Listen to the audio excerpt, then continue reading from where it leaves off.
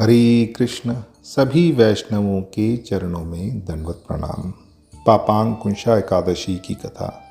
प्राचीन काल में क्रूर शिकारी था जिसका नाम क्रूर था। वह एक घने जंगल में रहता था और अपने जीवन में केवल हिंसा, लूटपाट और पापपूर्ण कार्यों में लिप्त रहता था। वह ना तो धर्म को मानता था और ना ही किसी नैतिकता का पालन करता था।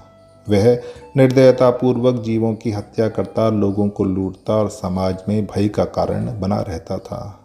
उसके पापों का बोझ दिन ब दिन बढ़ता जा रहा था, जिसके कारण उसका जीवन दुख और अशांति से भरा हुआ था। एक दिन शिकार की तलाश में जंगल में भटकते हुए क्रूर एक ऋषि के आश्रम में पहुंच गया।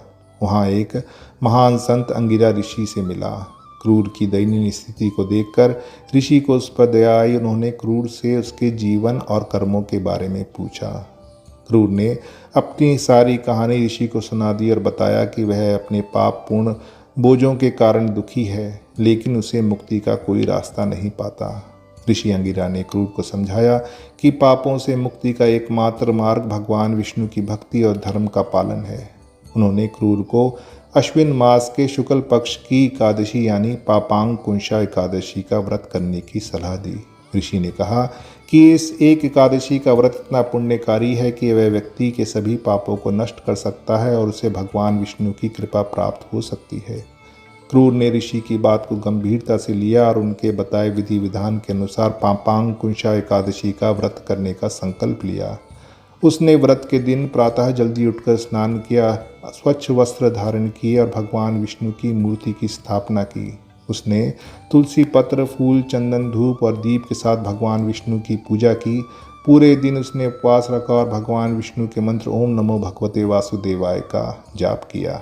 रात में वह जागरण करते हुए भगवान के भजन कीर्तन में लीन रहा।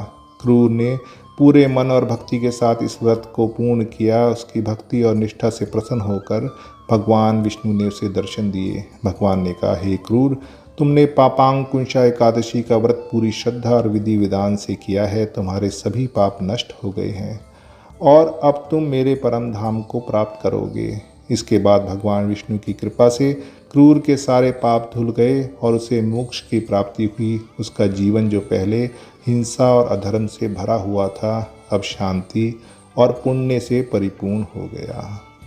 हरे कृष्ण कृष्ण कृष्ण हरे हरे, हरे राम राम राम हरे हरे।